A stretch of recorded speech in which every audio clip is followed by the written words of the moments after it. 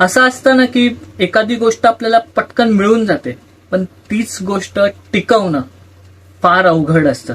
तसंच उलट एक्झॅक्टली देऊळ बंद 2 चित्रपटाच्या बाबतीत घडते. म्हणजे देऊळ बंद 2 चित्रपटाला पहिल्या दिवशी चांगलं कलेक्शन आलं, पण 8व्या दिवशी त्याच्यापेक्षा डबल कलेक्शन येताना दिसतंय. म्हणजे ती गोष्ट मिळाली पण आणि ती टिकवली पण, असं म्हणता येईल देऊळ बंद 2 चित्रपटाने. आणि अनेक विक्रम मोडलेले ह्या चित्रपटाने. चला तर मग देऊळ बंद 2 चित्रपटाचं बॉक्स ऑफिस कलेक्शन, विस्तारित कलेक्शन जाणून घेऊयात. नमस्कार, मी साहिल निकम तुम्हा सर्वांचं मनापासून स्वागत करतो माझ्या युट्यूब चॅनल पिक्चर प्लॅटफॉर्म मध्ये. तर व्हिडिओला सुरुवात करण्यापूर्वी नेहमीप्रमाणे सांगेल की यार, खूप कमी चॅनल्स आहेत ते मराठी चित्रपटांचं कलेक्शन सांगितलं जातं, त्यापैकी एक आपलं चॅनल, आणि विस्तारित कलेक्शन सांगितलं जातं त्यापैकी एक आहे. तो तुमचा एक सपोर्ट खूप खूप लाईक आणि सबस्क्राईबच्या माध्यमातून गरजेचं आहे, तर नक्की करा. तर जसं मी म्हटलं की देऊळ बंद 2 चित्रपटाने 8 दिवसातच अनेक विक्रम मोडलेले. म्हणजे सगळ्यात जास्त कमाई करणाऱ्या मराठी चित्रपटांच्या लिस्टमध्ये तो गेलेला आहे. म्हणजे लय भारी असेल, टाइमपास असेल, ह्या चित्रपटांचे रेकॉर्ड्स मोडलेले आहेत या चित्रपटाने अवघ्या 8 दिवसामध्ये. आता फक्त नटसम्राट, वेड, सैराट आणि राजा शिवाजी हेच काही चित्रपट असेल जे ज्यांचा रेकॉर्ड मोडायचा राहिलेला आहे, आणि तोही लवकरच मोडेल हा चित्रपट, अशी आशा करतात. सुरुवातीला 8 दिवसात जेवढी कमाई झाली ते तर सांगणार. सुरुवातीला शोज किती होते 8व्या दिवशी ते सांगतो. 8व्या दिवशी एकूण 1800 शोज होते. म्हणजे सुरुवात 800 पासून झाली होती पहिल्या दिवशी, आणि आता 1800 शोजवर चित्रपट आलेला आहे.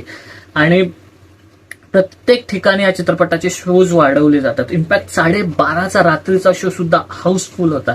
ही एक खूप मोठी गोष्ट आहे मराठी चित्रपटांसाठी.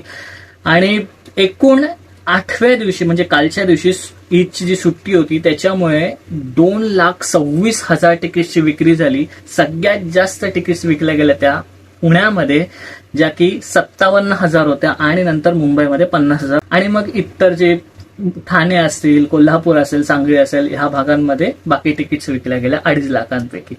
आता कलेक्शनकडे वळूयात. 5 दिवसाचं कलेक्शन मी ऑलरेडी सांगितलेलं आहे. 6व्या, 7व्या, 8व्या दिवसाचं कलेक्शन सांगतो. 6व्या दिवशी 3,50,00,000 एवढी कमाई केली. 7व्या दिवशी 3,60,00,000 एवढी कमाई केली. आणि 8व्या दिवशी देऊळ बंद 2 चित्रपटाने जी कमाई केली आहे सुट्टीमुळे, ती आहे 4,55,00,000 एवढी. आता जे 8 दिवसानंतर नेट कलेक्शन झाले देऊळ बंद 2 चित्रपटाचं, तर ते आहे 32,82,00,000 एवढं. आणि जे ग्रॉस किंवा वर्ल्ड वाईड कलेक्शन झालंय, कारण आता वर्ल्ड वाईड ऑस्ट्रेलिया, अमेरिकामध्ये सुद्धा चित्रपट रिलीज झालेला आहे आणि तिथेही शोज होत आहेत. त्यामुळे वर्ल्ड वाईड जे कलेक्शन झाले ते आहे 36,10,00,000 एवढं. 36,10,00,000 एवढं.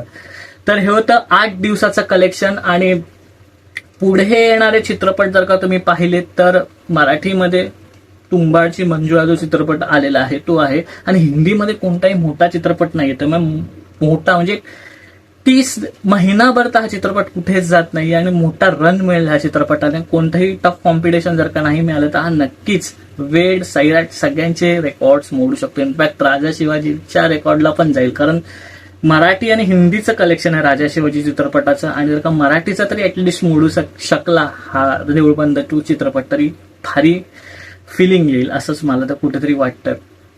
सो हे होतं 8 दिवसाचं बॉक्स ऑफिस कलेक्शन देऊळ बंद 2 चित्रपटाचं. पुढचंही कलेक्शन येईल. हे सगळे कलेक्शन तुम्हाला जर का जाणून घ्यायचे तर तुम्हाला सबस्क्राईब आपल्या चॅनलला करावंच लागेल. सो नक्की करा. इथे समजा पुढच्या व्हिडिओमध्ये भेटतो. तोपर्यंत आपलं युट्यूब चॅनल पिक्चर प्लॅटफॉर्म पाहत राहा. आणि last but not the list, स्वतःची काळजी घ्या.